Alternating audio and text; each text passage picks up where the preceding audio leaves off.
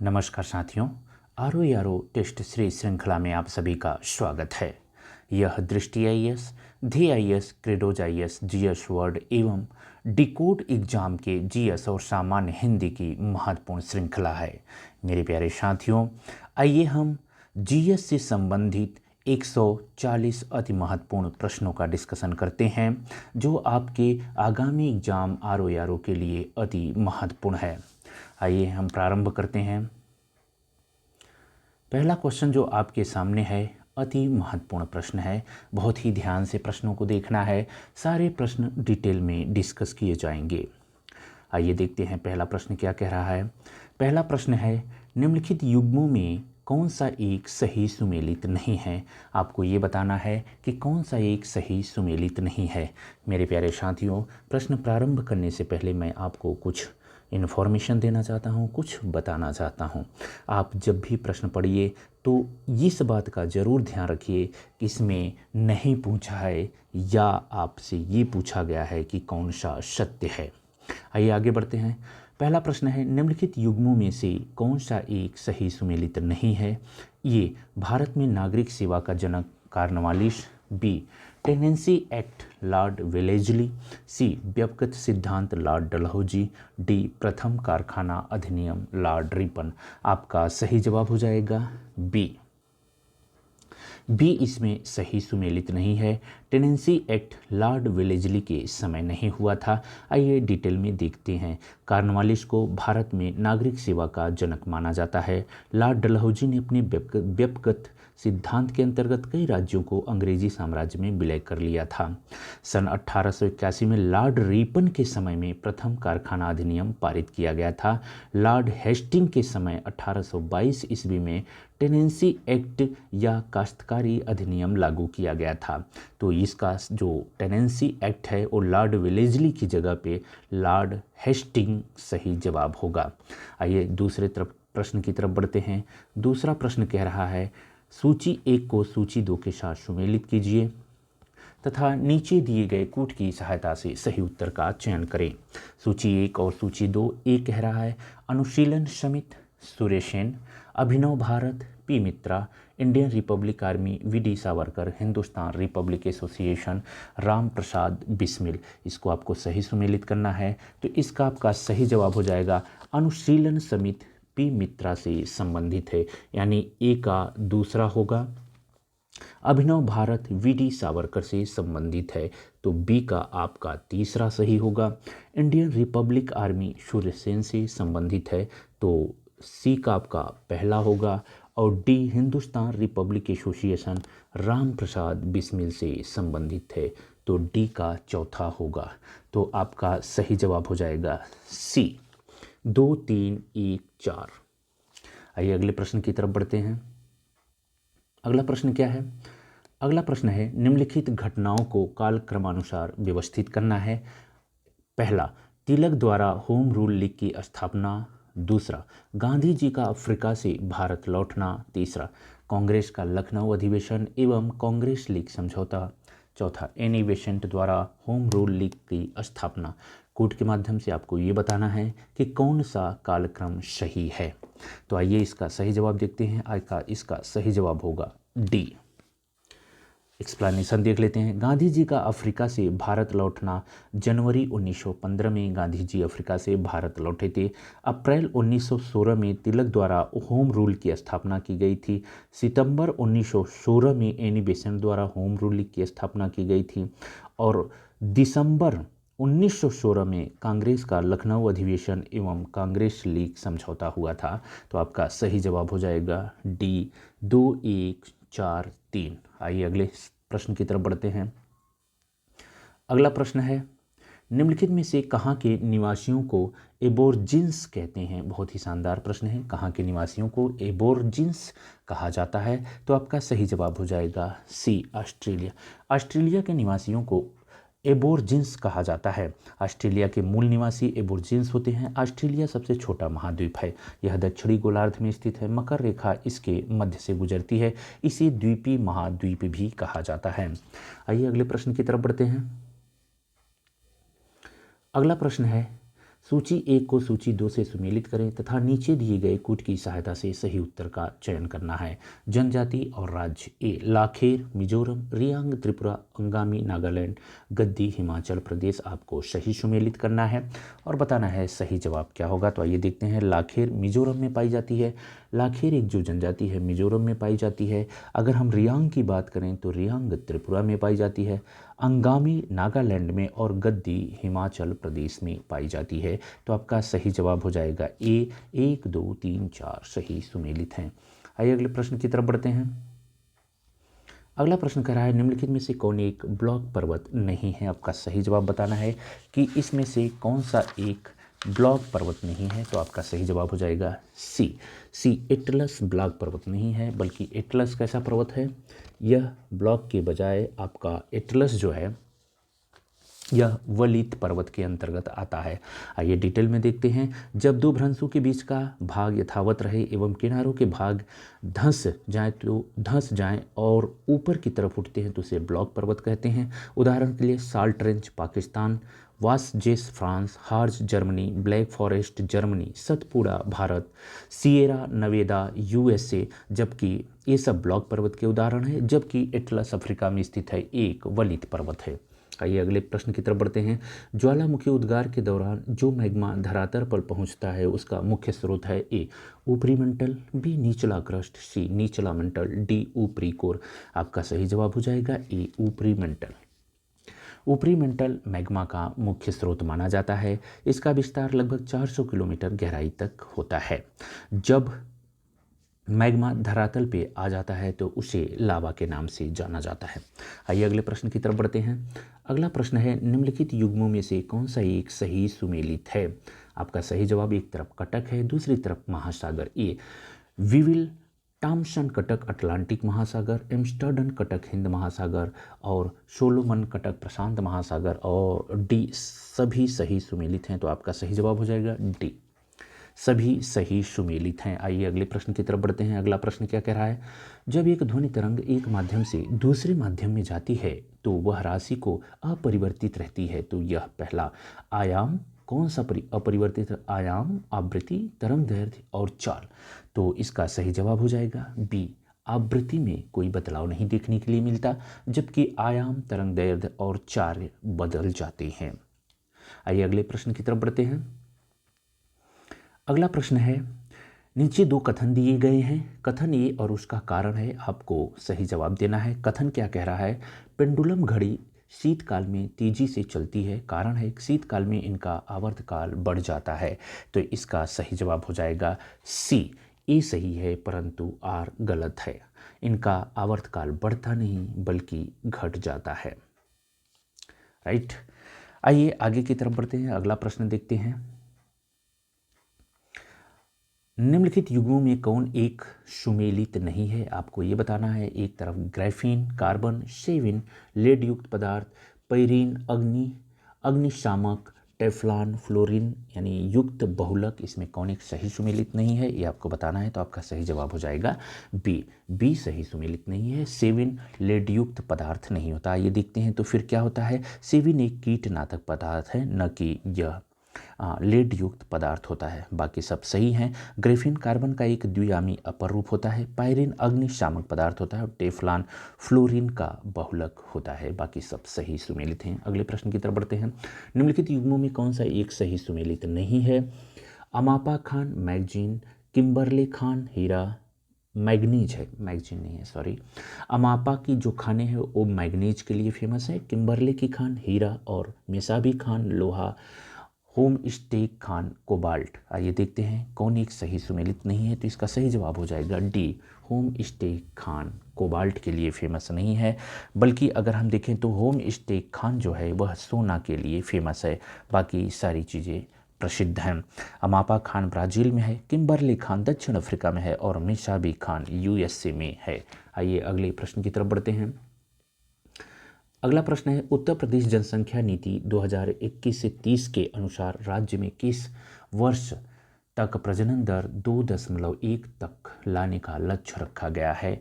आपका सही जवाब हो जाएगा बी 2026 तक, भारत में जो प्रजनन दर है उसे 2.1 तक लाने का लक्ष्य रखा गया है। अगर आप हाल ही में संयुक्त राष्ट्र की अगर रिपोर्ट पे ध्यान दें तो भारत इस लक्ष्य को वर्तमान में प्राप्त कर चुका है। आइए आगे की तरफ बढ़ते हैं, थोड़ा सा इसको डिटेल में देखते हैं। 11 जुलाई 2021 को उत्तर प्रदेश के मुख्यमंत्री योगी आदित्यनाथ ने विश्व जनसंख्या दिवस के अवसर पर उत्तर प्रदेश जनसंख्या नीति 21 से 2030 तक का अनावरण किया है। इस नीति में राज्य में कुल प्रजनन दर को वर्ष 2026 तक 2.1 और वर्ष 2030 तक 1.9 तक लाने का लक्ष्य रखा गया है और भारत में यह लक्ष्य हासिल किया जा चुका है। ठीक है, तो आपको ध्यान में रखना है कि उत्तर प्रदेश जनसंख्या नीति एक तो कब से कब तक है, तो 2021 से 2030 के बीच में है। ठीक है, बहुत ही शानदार प्रश्न है। आइए अगले प्रश्न की तरफ बढ़ते हैं। 14 नंबर का प्रश्न है कि उत्तर प्रदेश की निम्नलिखित में से कौन सी योजना कोविड-19 महामारी के कारण निराश्रित हुए बच्चों से संबंधित है? ए मुखबिर योजना, बी नया सवेरा योजना, सी मुख्यमंत्री बाल सेवा योजना, डी बेसहारा बाल विकास योजना। तो आपका सही जवाब हो जाएगा सी मुख्यमंत्री बाल सेवा योजना। यह कोविड-19 से पीड़ित बच्चों से संबंधित है। 22 जुलाई 2021 को उत्तर प्रदेश सरकार द्वारा उत्तर प्रदेश मुख्यमंत्री बाल सेवा योजना का शुभारंभ किया गया, जिसका उद्देश्य कोविड-19 से ग्रसित जो बच्चे हैं उनके भरण पोषण से और उनके भरण पोषण की सुरक्षा और उनकी शिक्षा का देखभाल करना है। आइए अगले प्रश्न की तरफ बढ़ते हैं। अगला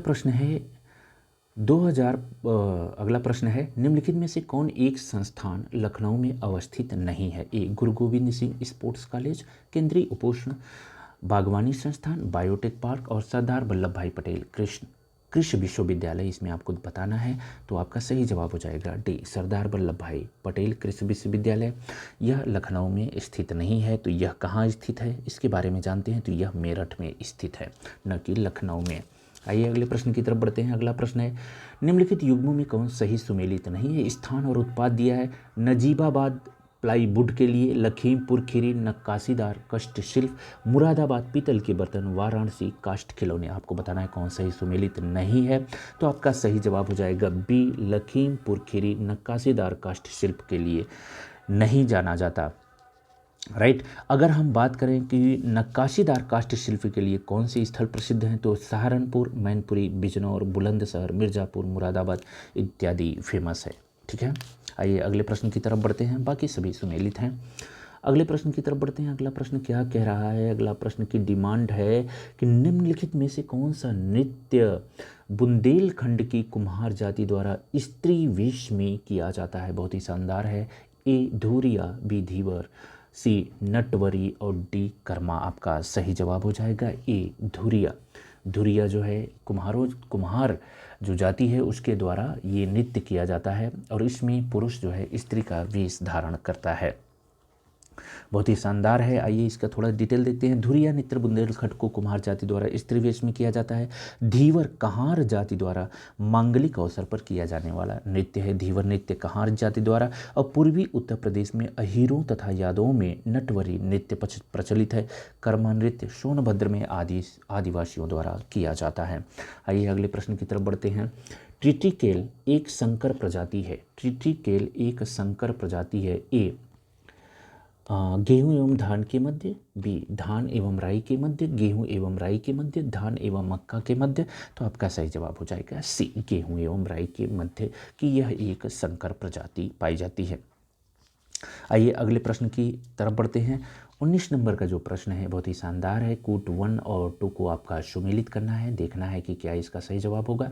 आइए देखते हैं। आलू कुफरी चिपसोना, 2 मटर कल्याण सोना, गेहूं अपर्णा, आम सिंधु। आपको सही सुमेलित करना है, इसका सही जवाब हो जाएगा ये 1 3 2 4। आइए डिटेल में इसको देखते हैं। आलू का संबंध कुफरी चिपसोना से, आलू का संबंध कुफरी चिपसोना से है। मटर का जो बीज है उसे अपर्णा कहा जाता है। आइए गेहूं का मतलब कल्याण सोना है, गेहूं कल्याण सोना और आम सिंधु है। आप जानते भी हैं बहुत ही फेमस है आम सिंधु। ठीक है, आइए अगले प्रश्न की तरफ बढ़ते हैं। बहुत ही शानदार प्रश्न है और आप इसे 1 से 2 बार सुन लेना, क्योंकि यहाँ से प्रश्न के आने की पूरी संभावना है और साथ ही साथ आपका एक बेहतरीन रिवीजन हो जाएगा।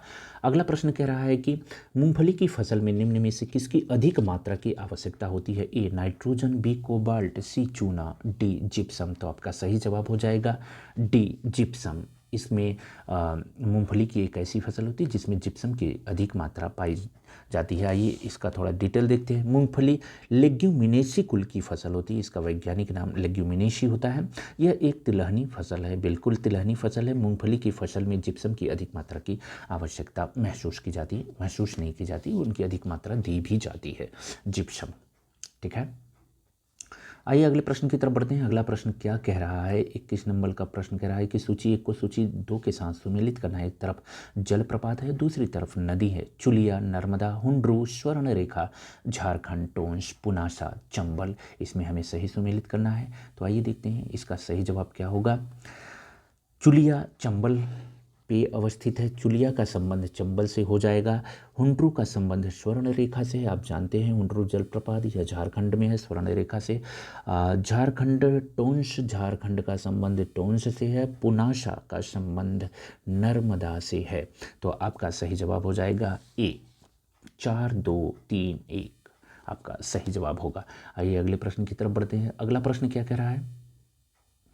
पृथ्वी के नीचे जाने पर प्रति डॉट डॉट डॉट मीटर की गहराई पर तापमान 1 डिग्री सेल्सियस बढ़ जाता है। यह अगर आप एनसीईआरटी पढ़े होंगे तो बहुत ही शानदार प्रश्न है, सीधा सीधा एनसीईआरटी से लिया गया है और इसका आपका सही जवाब हो जाएगा ए। अगर आप पृथ्वी के अंदर जा रहे हैं, गहराई में जा रहे हैं, तो प्रति 32 मीटर पे 1 डिग्री सेल्सियस तापमान बढ़ जाता है। राइट। आइए अगले प्रश्न की तरफ बढ़ते हैं। अगर यही प्रश्न आपसे ऊपर की ओर पूछा जाए तो 165 मीटर पे 1 डिग्री तापमान घट जाता है। इसे तापमान का ह्रास दर कहते हैं। आइए अगले प्रश्न की तरफ बढ़ते हैं। अगर 23 नंबर का प्रश्न है, किसी भी पारिस्थितिकी तंत्र में केवल एक प्रजाति के पारिस्थितिकी संबंधों के अध्ययन को कहते हैं। ए एकल पारिस्थितिकी, बी विलग पारिस्थितिकी, सी समुदाय पारिस्थितिकी, डी स्व पारिस्थितिकी। आपका सही जवाब हो जाएगा डी स्व पारिस्थितिकी कहते हैं। आइए डिटेल देख लेते हैं। पारिस्थितिकी तंत्र कार्यशील क्षेत्रीय इकाई होता है। आपको ये भी याद रखना है, कार्यशील क्षेत्रीय इकाई होता है। यह ओपन होता है जिसमें भौतिक ऊर्जा तथा जैविक घटकों के मध्य अंतर क्रियाएं होती हैं। किसी भी पारिस्थितिकी तंत्र में केवल एक प्रजाति के पारिस्थितिकी संबंधों के अध्ययन को हम स्व पारिस्थितिकी के नाम से जानते हैं। अगले प्रश्न की तरफ बढ़ते हैं। अगला प्रश्न कह रहा है, निम्नलिखित युग्मों में कौन सा एक सही सुमेलित है? आइए, एक कृषि संबंधी संस्थान और इसकी स्थापना का वर्ष दिया हुआ है। ए राष्ट्रीय कृषि विपणन संस्थान 1988, ट्राइफेड 1987, कृषि मूल्य आयोग 1965। सभी सुमेलित हैं। तो आपका सही जवाब हो जाएगा डी सभी सुमेलित हैं। आइए अगले प्रश्न की तरफ बढ़ते हैं। अगला प्रश्न क्या कह रहा है? अगला प्रश्न है, किसानों को संगठित बैंकिंग प्रणाली से ऋण सहायता मुहैया कराने हेतु निम्नलिखित में से किस वर्ष किसान क्रेडिट कार्ड यानी केसीसी योजना शुरू की गई थी? बहुत ही शानदार प्रश्न है, आसान है, यह रिपीट हुआ प्रश्न है, आप जानते भी हैं। इसका सही जवाब हो जाएगा ये 98 और 99 में किसान क्रेडिट कार्ड की शुरुआत की गई थी। राइट, योजना शुरू की गई थी। ये एक्चुअल में किसानों को संगठित बैंकिंग प्रणाली ये ऋण सहायता दी जाती है नाबार्ड द्वारा। ये योजना का विस्तार करके इसमें दीर्घकालिक सहकारी ऋण ढांचे के उधारकर्ताओं को भी शामिल किया गया है। तो आपको याद रखना है कि जो किसान क्रेडिट कार्ड है ये नाबार्ड द्वारा शुरू किया गया था। इसमें दीर्घकालिक ऋण प्रदान किया जाता है। 2 महत्वपूर्ण बातें, अन्य महत्वपूर्ण बातें भी आप याद रखोगे। आइए अगले प्रश्न की तरफ बढ़ते हैं। निम्नलिखित युग्मों में कौन सा एक सही सुमेलित नहीं है, आपसे पूछा गया है। तो आइए हम देख लेते हैं कौन सही सुमेलित नहीं है। एक तरफ फसल है, दूसरी तरफ रोग है। धान, टुंग्रो, अरहर, उखठा, बाजरा, टिक्का, सरसों, सफ़ेद गेरुई रोग है। तो इसमें हमें बताना है कौन सा सही सुमेलित नहीं है। तो आपका सी जो है सही सुमेलित नहीं है, यानी बाजरा का रोग टिक्का नहीं होता। टिक्का रोग जो होता है मूंगफली का होता है, न कि बाजरा का। बाकी सभी विकल्प सही सुमेलित हैं, तो ये भी याद रखना। टिक्का रोग किसका होता है? टिक्का होता है मूंगफली का, न कि बाजरा का। अगले प्रश्न की तरफ बढ़ते हैं। निम्नलिखित में से कौन सी ये गेहूं की प्रजाति नहीं है? आपको बताना है गेहूं की प्रजाति नहीं है। यूपी 308, पूसा सिंधु गंगा, राज 3077 पूषा सुगंधा 5, इसमें कौन सी एक गेहूं की प्रजाति नहीं है, तो हम देख लेते हैं। पूषा सुगंधा 5 जो है डी आपका सही जवाब होगा। ये गेहूं की नहीं है बल्कि है धान की प्रजाति है। आइए अगले प्रश्न की तरफ बढ़ते हैं।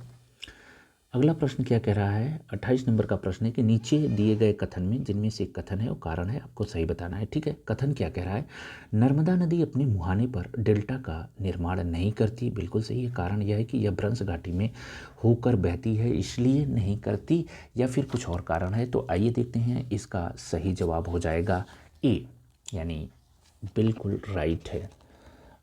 इसका सही जवाब होगा ए, यानी कथन ए सही है और आर भी इसकी सही व्याख्या करता है क्योंकि भ्रंश घाटी से होकर बहती है। दूसरी बात इसकी मैं बता दूं, नर्मदा नदी और ताप्ती नदी दोनों ये भ्रंश घाटी से होकर बहती हैं। इनकी विशेषता है कि पूर्व से पश्चिम की तरफ यानी अरब सागर में गिरती हैं, और ये चूँकि ढलान ज़्यादा है, ये भ्रंश घाटी से होकर बहती हैं, इसलिए ये डेल्टा नहीं बनाती। डेल्टा के स्थान पर ये एस्चुरी का निर्माण करती हैं। ठीक है, आइए अगले प्रश्न की तरफ बढ़ते हैं। अगला प्रश्न क्या है, 2829।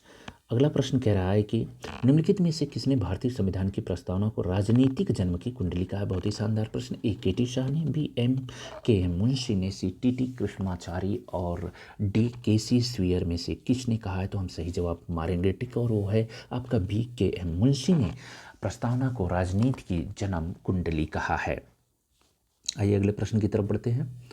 अगला प्रश्न है, कश्मीर की घाटी किस प्रकार के वलन का उदाहरण है। ए सम्मित वलन, असम्मित वलन, ग्रीवाखंड, एक दिग्न वलन। तो आपका सही जवाब हो जाएगा सी, ग्रीवाखंड का यह उदाहरण होता है। आइए थोड़ा डिटेल देख लेते हैं। जब परिवलित मोड़ की एक भुजा टूटकर कई किलोमीटर दूर जाकर अन्य प्रकार की चट्टान पर चढ़ जाती है तो उसे ग्रीवाखंड कहा जाता है। कश्मीर की घाटी एक ग्रीवाखंड पर अवस्थित है। अगले प्रश्न की तरफ बढ़ते हैं। अगला प्रश्न है, दक्षिण अमेरिका के अर्जेंटीना क्षेत्र में पाए जाने वाले एस्टेंशिया होते हैं। ए दलदली निम्न भूमि, बी घास की प्रजातियां, सी बृहद पशुपालन केंद्र, डी जनजाति। आपका सही जवाब हो जाएगा सी, बृहद पशुपालन केंद्र को हम एस्टेंशिया कहते हैं। शानदार क्वेश्चन है, इसको बिल्कुल आप ध्यान में रखना। आइए थोड़ा सा डिटेल में देखते हैं। एस्टेंशिया दक्षिण अमेरिकी क्षेत्र में बृहद पशुपालन केंद्र होता है। अगले प्रश्न की तरफ बढ़ते हैं। 32 नंबर का जो प्रश्न है बहुत ही शानदार है। आइए, निम्नलिखित सल्तनतकालीन सुल्तानों में किस एक ने अपने वफादार गुलामों की एक टुकड़ी रखी जिसे तुर्कान चहलगानी कहा जाता है। ए इल्तुतमिश, बी बलबन, सी अलाउद्दीन खिलजी, डी कुतुबुद्दीन ऐबक। आपको इसका जवाब पता है, इसका सही जवाब होगा इल्तुतमिश। इल्तुतमिश जो है तुर्कान चहलगानी का निर्माण किया था, और आपको ये भी पता है इसका जो विखंडन किया था वो बलबन ने किया था। आइए अगले प्रश्न की तरफ बढ़ते हैं। अगला प्रश्न है 33 नंबर का जो प्रश्न है बहुत ही शानदार है। वो कह रहा है कि एक तरफ मुगलकालीन पुस्तकें हैं, दूसरी तरफ लेखक है। आपको ये बताना है कि कौन सही सुमेलित है, यानी तीन गलत हैं, एक सही है। अकबरनामा, अबुल फजल, हुमायूं नामा, गुलबदन बेगम, मजम उल बहरीन, दारा शिको, सभी सुमेलित है। तो आपका सही जवाब हो जाएगा डी, इसमें सभी सुमेलित हैं। अगले प्रश्न की तरफ बढ़ते हैं। 34 नंबर, ललितादित्य मुक्तापीड ने कश्मीर में सूर्य के प्रसिद्ध मंदिर मार्तंड मंदिर का निर्माण करवाया था। वह किस वंश का शासक था। बिल्कुल बहुत ही शानदार। ये कारटोक वंश, सोलंकी वंश, चंदेल वंश, परमार वंश। आपका सही जवाब हो जाएगा ए, कारकोट वंश का वह एक शासक था और महान शासक था जिसने मार्तंड मंदिर का निर्माण करवाया था। आइए अगले प्रश्न की तरफ बढ़ते हैं। अगला प्रश्न है, निम्नलिखित में से कौन एक प्रोटीन अल्पता के कारण होने वाला रोग है। प्रोटीन की कमी के कारण कौन होता है। एनीमिया, बिल्कुल नहीं, ये लोहा की कमी के कारण होता है। इक्वाशियोरकर, जीरोप्थेल्मिया, स्कर्वी। बहुत ही शानदार। तो आपका सही जवाब हो जाएगा बी, क्वाशियोरकर रोग जो होता है वह प्रोटीन की कमी के कारण होता है। आइए डिटेल में देखते हैं। एनीमिया लोहे की कमी के कारण होता है, क्वाशियोरकर प्रोटीन अल्पता के कारण, प्रोटीन की कमी के कारण, और जीरोप्थेल्मिया यह विटामिन ए की कमी के कारण होता है। स्कर्वी बहुत ही फेमस है, आप जानते हैं, विटामिन सी की कमी के कारण होता है। अगले प्रश्न की तरफ बढ़ते हैं। अगला प्रश्न है बहुत ही शानदार है। 36 कह रहा है कि किसी जलीय निकाय में जैव ऑक्सीजन मांग के अधिक होने का क्या अर्थ है। ए जल का संक्रमित होना, जल का स्वच्छ होना, घुलनशील ऑक्सीजन में कमी होना, डी ए और सी दोनों। तो आपका सही जवाब हो जाएगा डी, ए और सी दोनों। यानी जब भी जलीय निकाय में जैव ऑक्सीजन की मांग बढ़ जाती है, इसका मतलब जल का संक्रमित हो चुका है और उसमें ऑक्सीजन की मात्रा कम हो गई है। इसके परिणामस्वरूप जल के अंदर रहने वाले जो जीव हैं, छोटी छोटी मछलियां हैं, जल की कमी के कारण उनकी डेथ, ऑक्सीजन की कमी के कारण उनकी डेथ हो जाती है। आइए अगले प्रश्न की तरफ बढ़ते हैं। अगला प्रश्न क्या कह रहा है, high security animal disease laboratory Bharat में कहाँ स्थापित है। हैदराबाद, बेंगलुरु, भोपाल, मुंबई। सही जवाब Bhopal. High security animal disease laboratory Bhopal में अवस्थित है।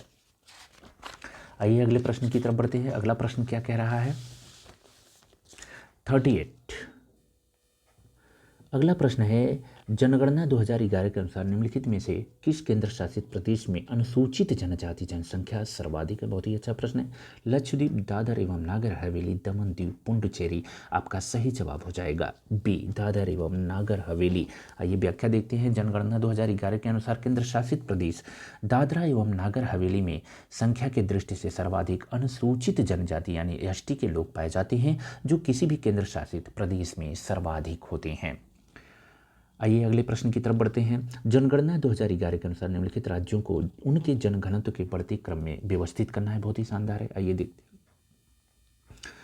राइट, जनघनत्व के बढ़ते क्रम में हमें लगाना है ए गोवा, 1 गोवा, 2 महाराष्ट्र, 3 असम, फिर चौथा कर्नाटक है। तो आपका इसमें सही जवाब हो जाएगा डी, 4 2 1 3। आइए एक्सप्लेन में देखते हैं।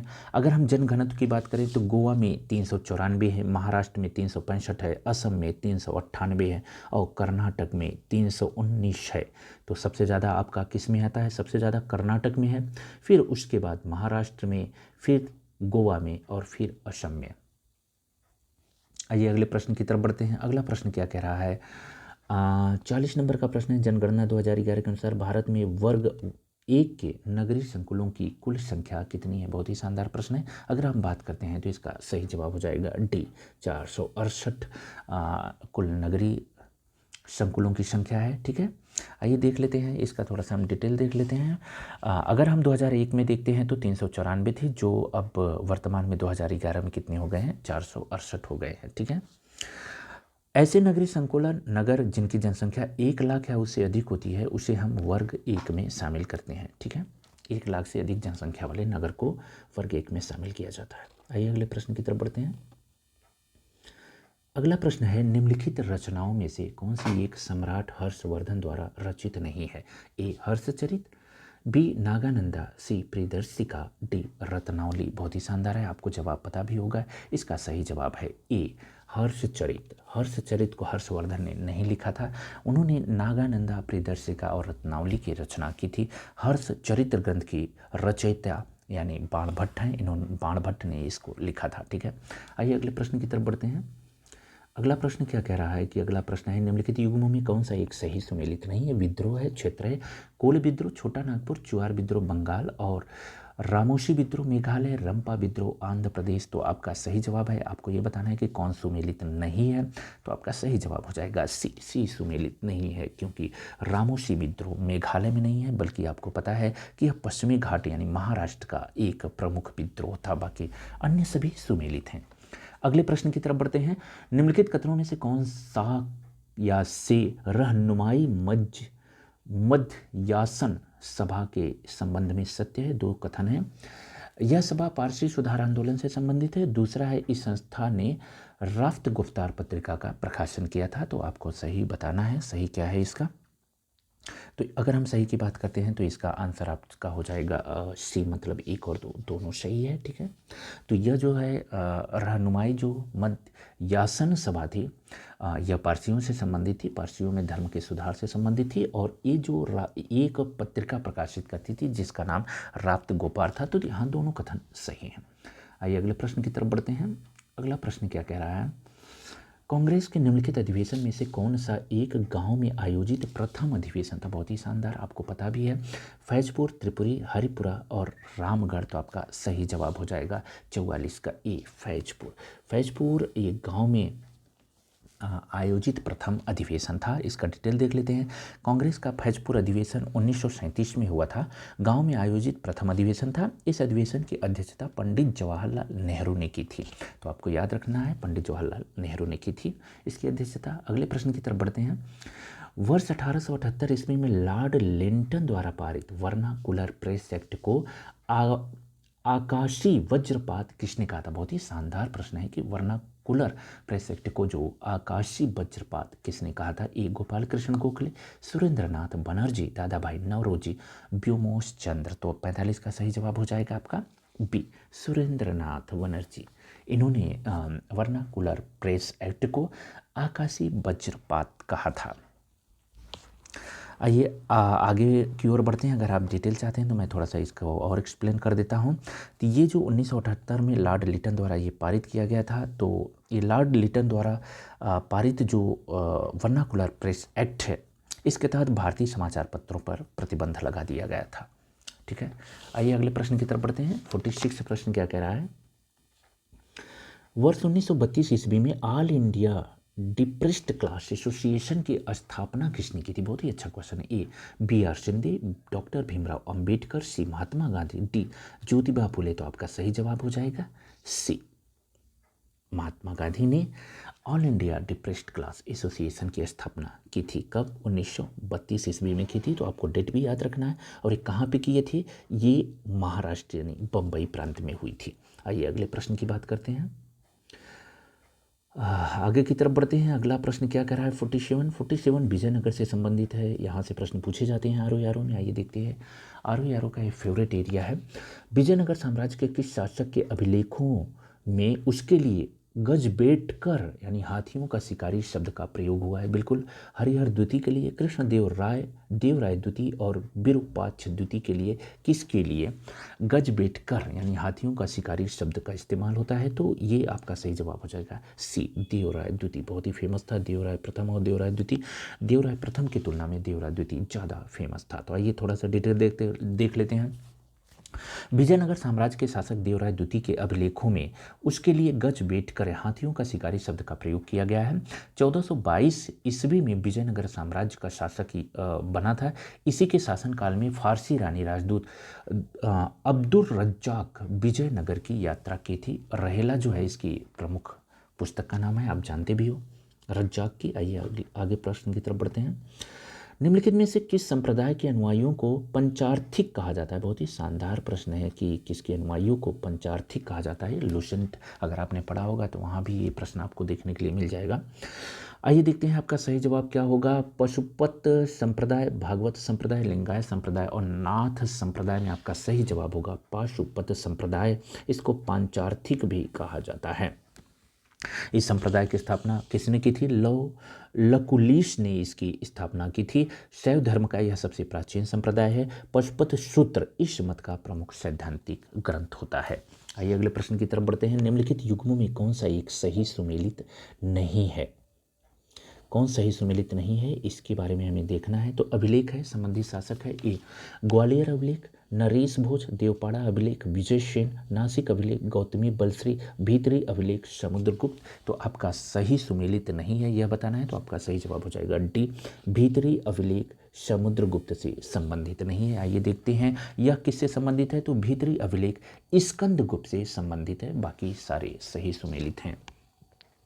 अगले प्रश्न की तरफ बढ़ते हैं। अगला प्रश्न कह रहा है कि क्या है, मिनहाज ए सिराज ने अपनी पुस्तक तबकात ए नासरी को गुलाम वंश के किस शासक या शासिका को समर्पित किया था? बहुत ही शानदार क्वेश्चन है, रिपीट क्वेश्चन है। आइए देखते हैं। ए, नासिरुद्दीन महमूद, रजिया सुल्तान, इल्तुतमिश बलबन। तो आपका सही जवाब हो जाएगा ए, नासिरुद्दीन महमूद के संदर्भ में ये पुस्तक लिखी गई है।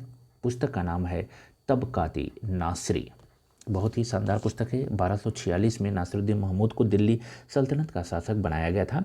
सीधा साधा जीवन व्यतीत करने वाला एक शासक था। मिनहाज ए सिराज ने अपनी पुस्तक तबकात ए नासरी को नासिरुद्दीन महमूद को समर्पित किया था। ठीक है, अगले प्रश्न की तरफ बढ़ते हैं। अगला प्रश्न है 51।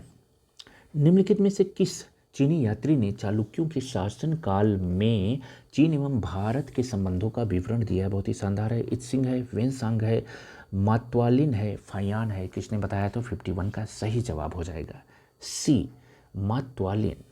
मात्वालिन। आइए देखते हैं व्याख्या। चीनी यात्री मात्वालिन ने चालुक्यों के शासनकाल में चीन एवं भारत के संबंधों का महत्वपूर्ण विवरण दिया है। आइए अगले प्रश्न की तरफ बढ़ते हैं। अगला प्रश्न है, निम्नलिखित युग्मों में कौन सा एक सही सुमेलित नहीं है?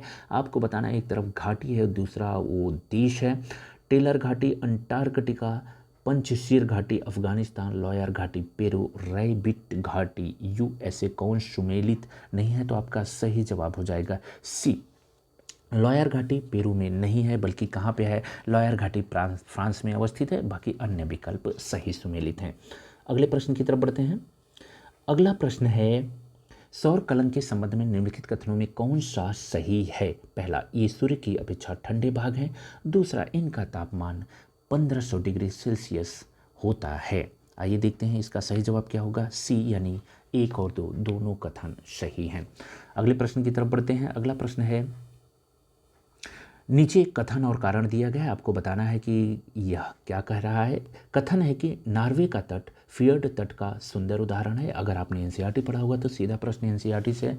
नॉर्वे का तट फियर्ड तट का सुंदर उदाहरण है। कारण है, इस तट का निर्माण हिमानीकृत उच्च भूमि के सागरी जल के नीचे अंशतः धंस जाने से हुआ है। तो आपका 4 विकल्प दिया है, तो आपका सही विकल्प हो जाएगा ए।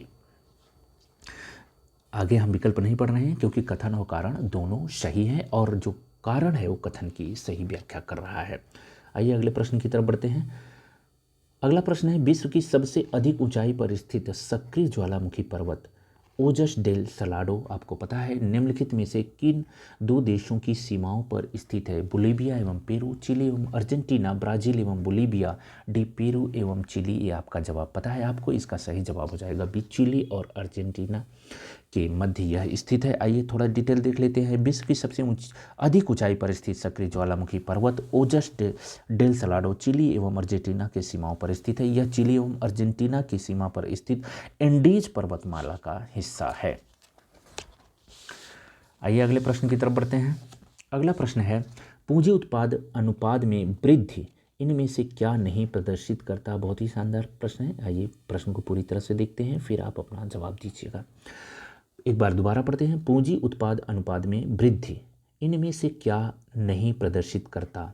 आपका सही जवाब क्या होगा? ए कह रहा है पूंजी की प्रति इकाई पर कम उत्पादन प्राप्त होना, बी पूंजी की प्रति इकाई पर अधिक उत्पादन प्राप्त होना, एक निश्चित स्तर की वृद्धि दर प्राप्त करने के लिए अधिक मात्रा में निवेश करना, डी अर्थव्यवस्था के लिए स्वस्थ संकेतक नहीं है। आपका सही जवाब हो जाएगा बी, पूंजी उत्पाद अनुपात में वृद्धि क्या प्रदर्शित नहीं करता? पूंजी की प्रति इकाई पर अधिक उत्पाद प्राप्त होना यह प्रदर्शित नहीं करता, बाकी अन्य चीज़ों को यह प्रदर्शित करता है। अगले प्रश्न की तरफ बढ़ते हैं। अगला प्रश्न क्या कह रहा है? सूची 1 और सूची 2 को सुमेलित करना है। एक तरफ सिद्धांत है, दूसरी तरफ उनसे विद्वान है। संतुलित विकास का सिद्धांत गुन्नार मिर्डर, एशियन ड्रामा रोस्टो, असंतुलित विकास का सिद्धांत Ragnar nurse, stages of economic growth हर्शमैन। आइए देखते हैं कि कौन सा सही है। तो संतुलित विकास का सिद्धांत किसने लिखा है? यह रेगनर नर्स से संबंधित है, तो आपका क्या होगा? ए का तीसरा हो जाएगा। Asia drama Hirschman Asia drama Gunnar Myrdal का है। एशिया ड्रामा जो बी है इसका ए सही होगा। गुन्नार मिर्डल है।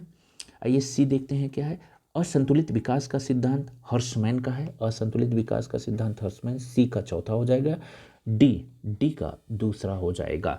तो आपका सही जवाब हो जाएगा डी, यानी 3-1-4-2 3-1-4-2 आपका सही जवाब होगा। आइए अगले प्रश्न की तरफ बढ़ते हैं। अगला प्रश्न है, वैश्विक वित्तीय स्थिरता रिपोर्ट जारी की जाती है किसके द्वारा? बहुत ही शानदार है कि वैश्विक वित्तीय स्थिरता रिपोर्ट कौन जारी करता है? विश्व बैंक द्वारा, बी विश्व व्यापार संगठन द्वारा, सी अंतर्राष्ट्रीय मुद्रा कोष IMF द्वारा, डी विश्व आर्थिक मंच द्वारा। तो आइए देखते हैं, इसका सही जवाब हो जाएगा सी, अंतर्राष्ट्रीय मुद्रा कोष IMF द्वारा जारी किया जाता है। आपको पता है IMF और वर्ल्ड बैंक की स्थापना 1948 में हुई थी।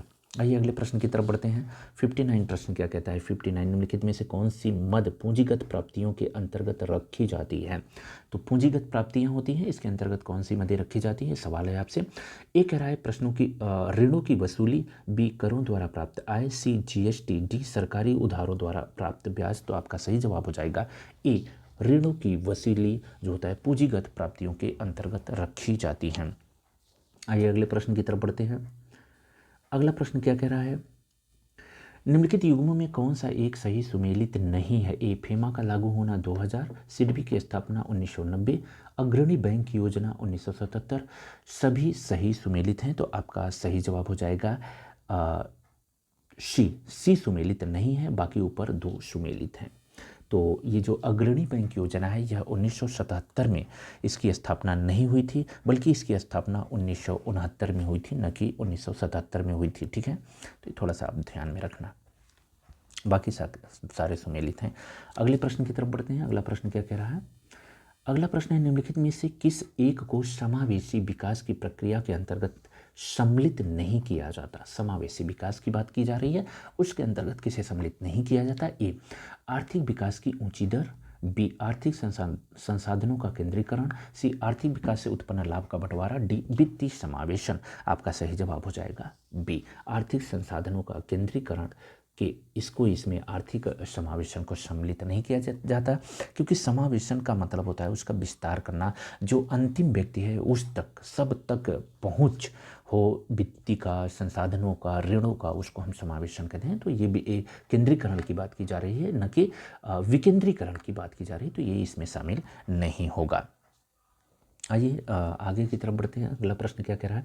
उत्तर प्रदेश में सर्वाधिक विधानसभा सीटों वाला जिला कौन सा है? बहुत ही शानदार प्रश्न है, लाजवाब प्रश्न है आपके सामने।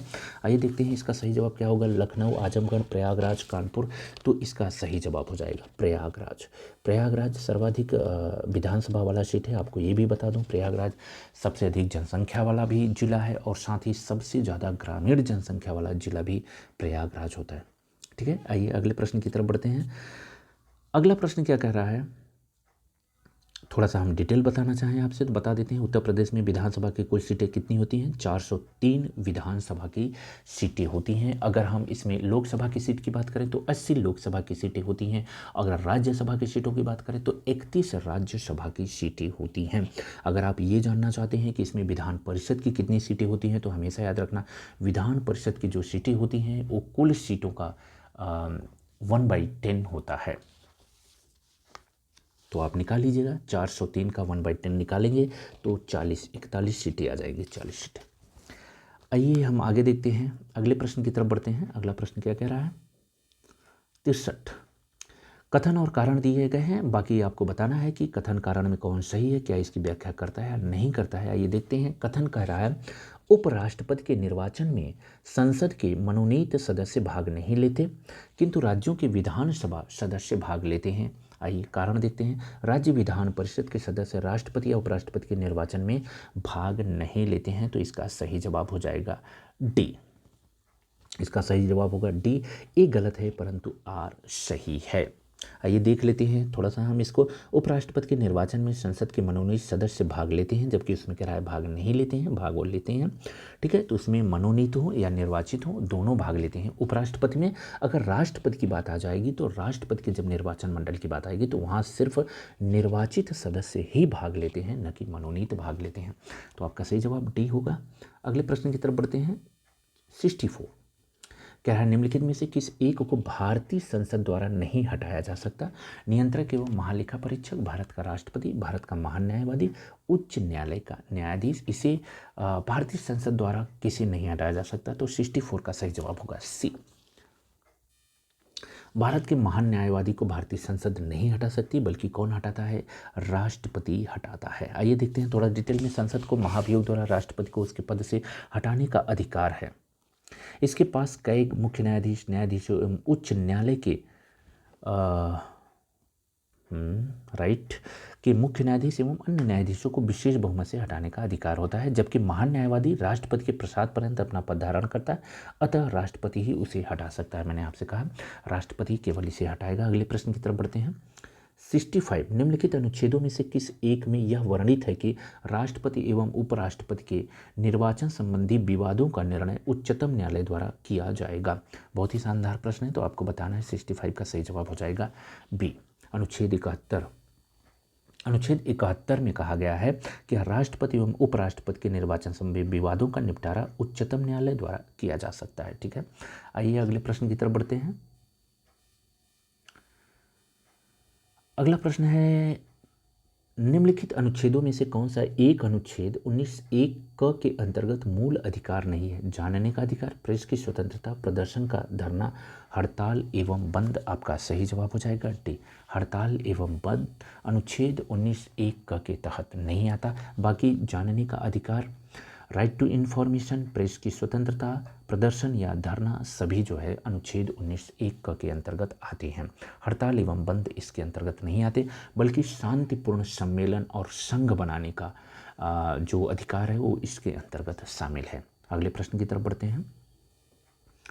अगला प्रश्न है 7 की बात करते हैं तो निम्नलिखित में से कौन लोकसभा के अध्यक्ष को शपथ ग्रहण करवाता है? ए, राष्ट्रपति, बी, उपराष्ट्रपति, सी, लोकसभा का उपाध्यक्ष, डी, इनमें से कोई नहीं। तो आपका सही जवाब हो जाएगा डी, इनमें से कोई नहीं।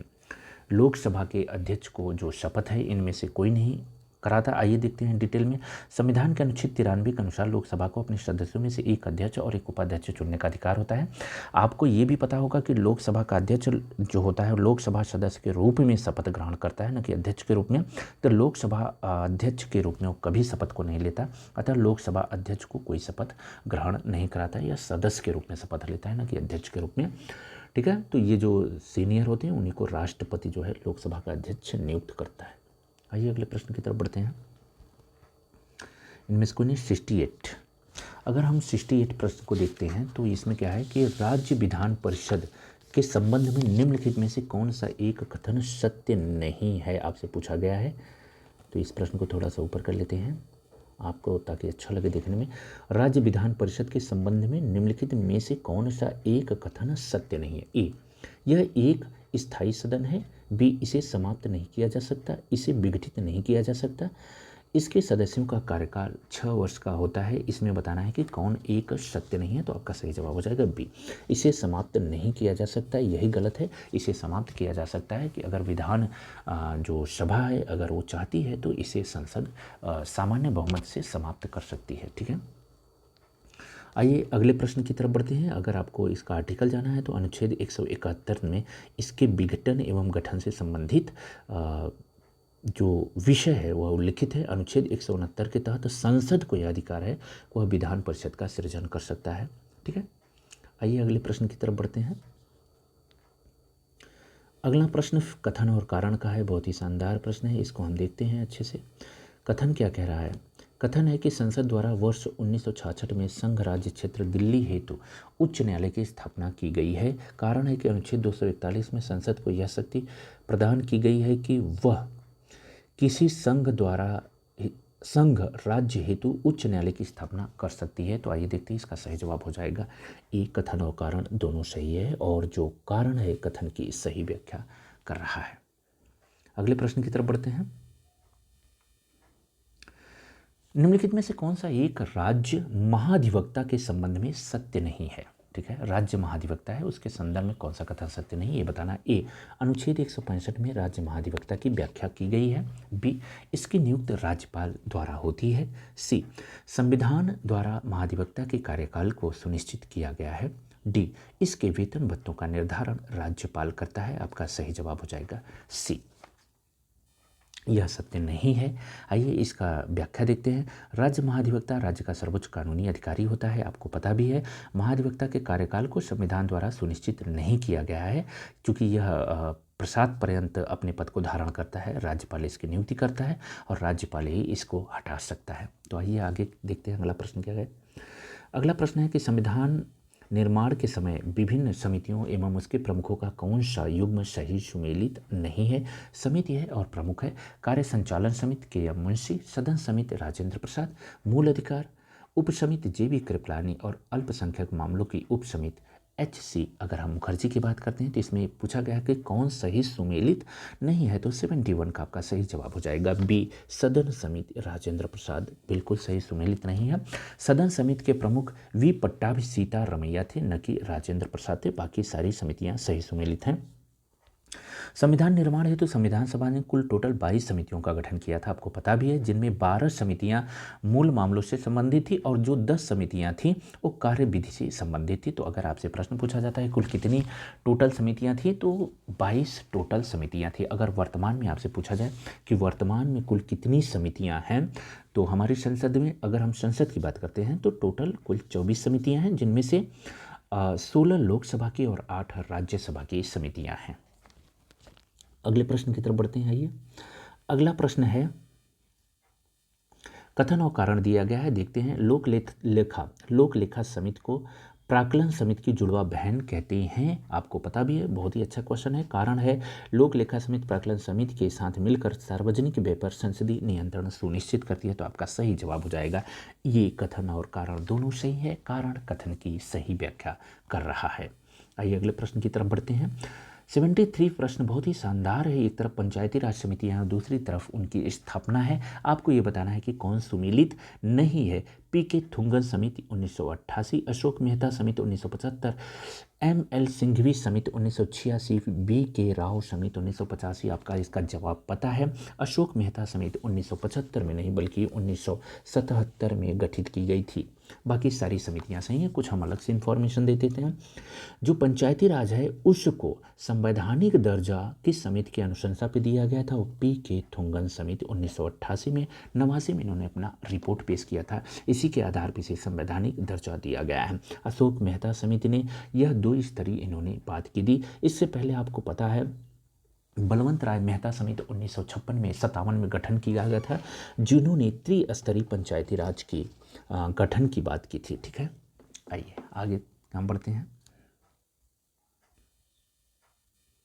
अगला प्रश्न क्या है? अगला प्रश्न कह रहा है, निम्नलिखित में से कौन से वे आधार हैं जिन पर उच्चतम न्यायालय के न्यायाधीशों को उनके पद से हटाया जा सकता है? बिल्कुल, बहुत ही अच्छा प्रश्न है कि आप जो उच्चतम न्यायालय हैं उनके न्यायाधीशों को पद से हटाने के लिए कौन कौन से आधार हैं? तो 2 आधार होते हैं, आइए देख लेते हैं। 3 नहीं होते, एक तो सिद्ध कदाचार, असमर्थता, संविधान का अतिक्रमण। तो आपका सही जवाब हो जाएगा C, 1 और 2। ठीक है, संविधान के अतिक्रमण का कोई उल्लेख नहीं होता। सिद्ध कदाचार और असमर्थता के आधार पर उन्हें उनके पद से हटाया जा सकता है, और आप जानते हैं यह प्रक्रिया अनुच्छेद 124(4) में उल्लिखित है। ठीक है, आइए अगले प्रश्न की तरफ बढ़ते हैं। अगला प्रश्न क्या कह रहा है कि निम्नलिखित पर विचार करें। कथन दिया है और आपसे चूज करना है कि कौन सा कथन सत्य है। ठीक है, पहला कथन है कि भारत में प्रथम वित्त आयोग का गठन 1951 में किया गया था। दूसरा है कि प्रथम वित्त आयोग के अध्यक्ष KC नियोगी थे। तो आपको सही जवाब ढूंढना है, आपका सही जवाब हो जाएगा C, कथन 1 और 2 दोनों सही है। आगे बढ़ते हैं। आपको एक चीज़ और मैं बता दूं मेरे प्यारे दोस्तों, जो वित्त आयोग है वह किस आर्टिकल में? वित्त आयोग अनुच्छेद 80 में है। वित्त आयोग का गठन कौन करता है? राष्ट्रपति करता है। कितने समय के लिए किया जाता है? 5 वर्षों के लिए किया जाता है। वित्त आयोग का उद्देश्य क्या होता है? केंद्र राज्य के मध्य वित्त का विभाजन करना मुख्य उद्देश्य होता है।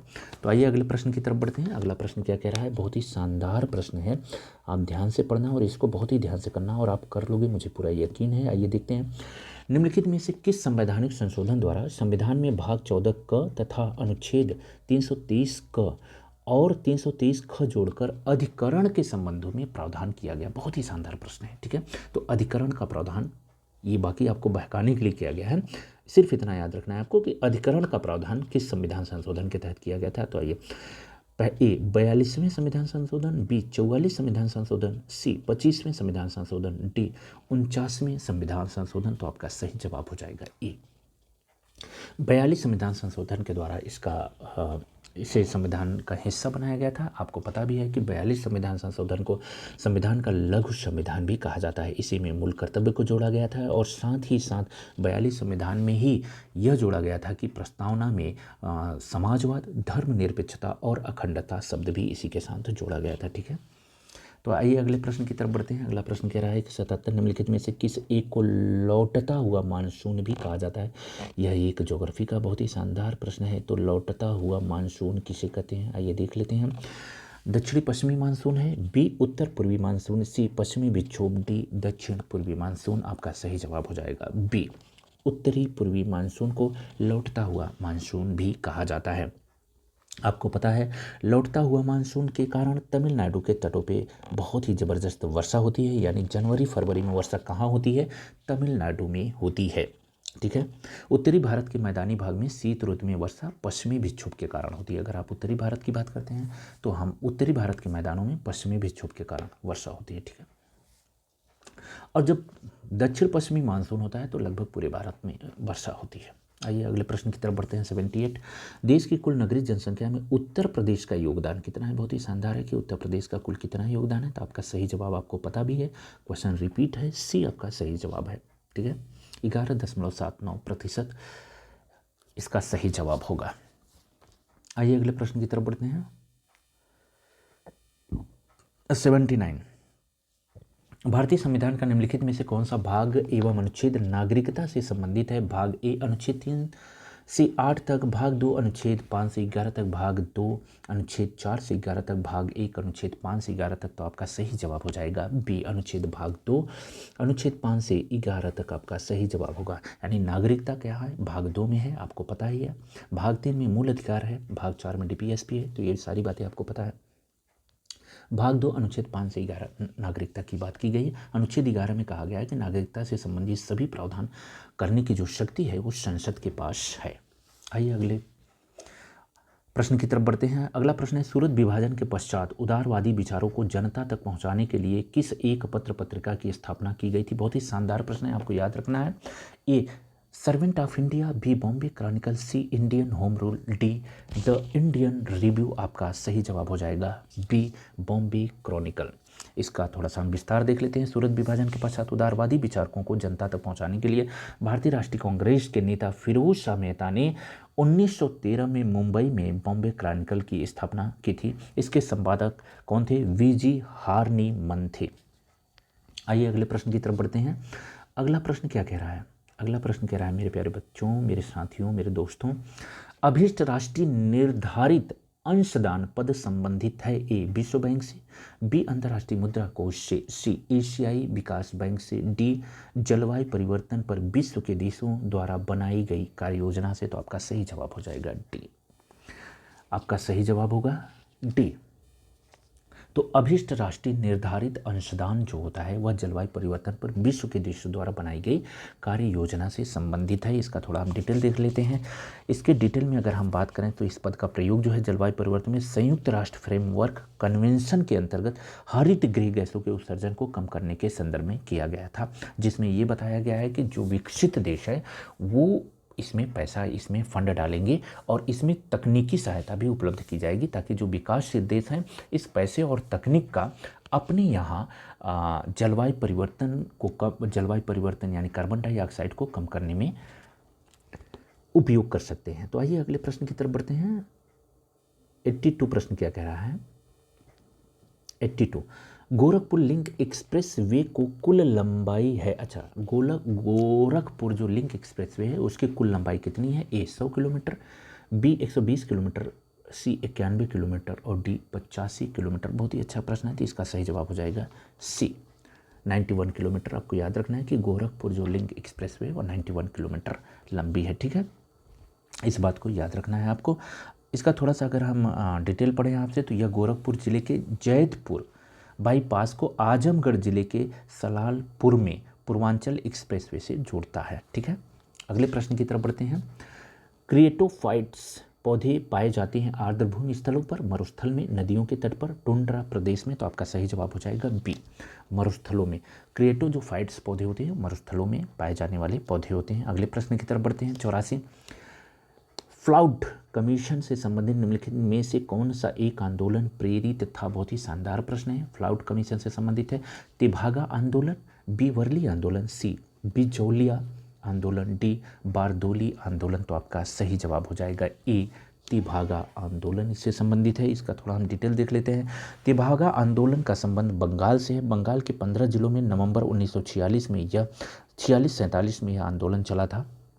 इस बात को भी याद रखना है। इसके जो नेतृत्व करता थे यानी प्रमुख नेता थे कंपा राम सिंह एवं भगवत सिंह थे। बंगाल भू राजस्व आयोग यानी जिसे हम फ्लाउट कमीशन के भी नाम से जानते हैं, इन्होंने रिपोर्ट में यह सिफारिश की थी कि किसान को उपज का 2/3 हिस्सा मिलना चाहिए। ठीक है, आइए अगले प्रश्न की तरफ बढ़ते हैं। अगला प्रश्न क्या कह रहा है? अगला प्रश्न है, विश्व बैंक की निम्नलिखित में से किस एक सहयोगी संस्था का उद्देश्य विकासोन्मुख देशों के लिए सरल शर्तों पर सस्ते दीर्घकालिक ऋणों की व्यवस्था करना है? बहुत ही शानदार प्रश्न है। ए अंतर्राष्ट्रीय विकास संघ, बी अंतर्राष्ट्रीय वित्त निगम, सी बहुपक्षीय निवेश गारंटी एजेंसी, डी ICSID। तो इसका जो आपका सही जवाब हो जाएगा मेरे प्यारे बच्चों, वो आपका सही जवाब है ए अंतर्राष्ट्रीय विकास संघ।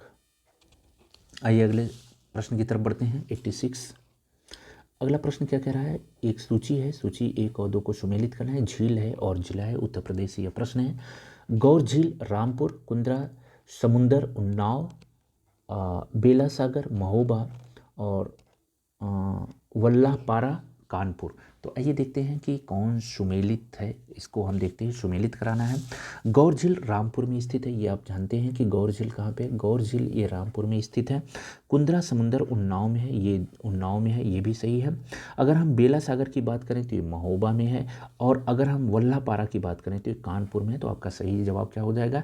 1 2 3 4 यानी सी आपका सही जवाब होगा। 1 2 3 4। आइए अगले प्रश्न की तरफ बढ़ते हैं। अगला प्रश्न कह रहा है, कोलोसिस रोग किस एक की कमी से होता है? बहुत ही शानदार और सिंपल प्रश्न है, आपको इसका जवाब पता भी होना चाहिए।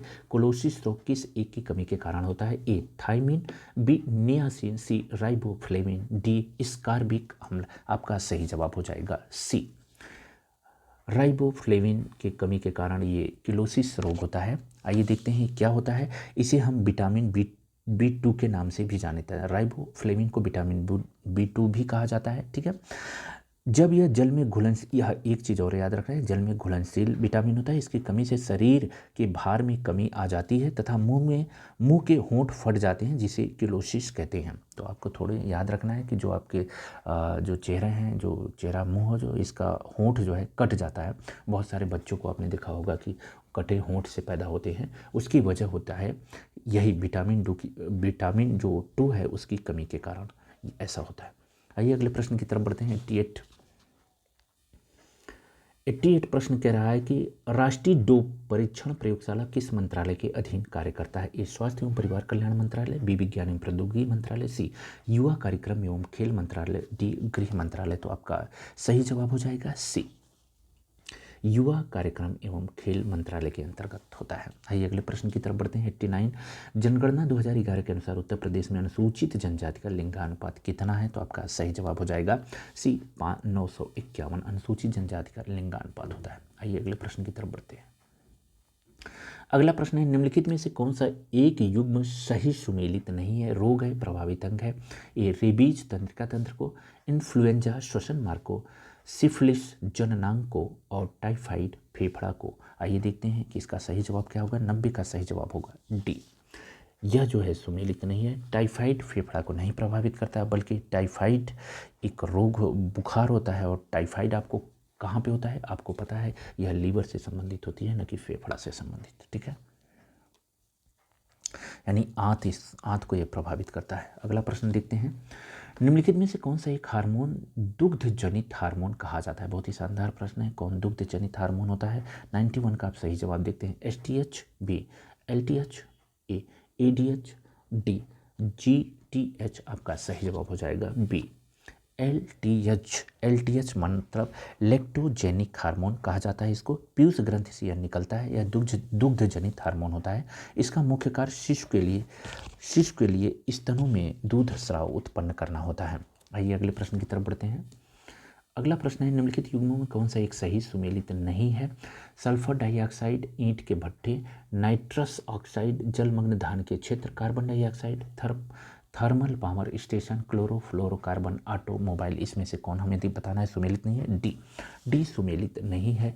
क्लोरोफ्लोरोकार्बन ऑटोमोबाइल से नहीं निकलता, बल्कि आपको पता है क्लोरोफ्लोरोकार्बन का स्रोत रेफ्रिजरेटर तथा वातानुकूलित यंत्र होते हैं, यानी AC वगैरह होती हैं।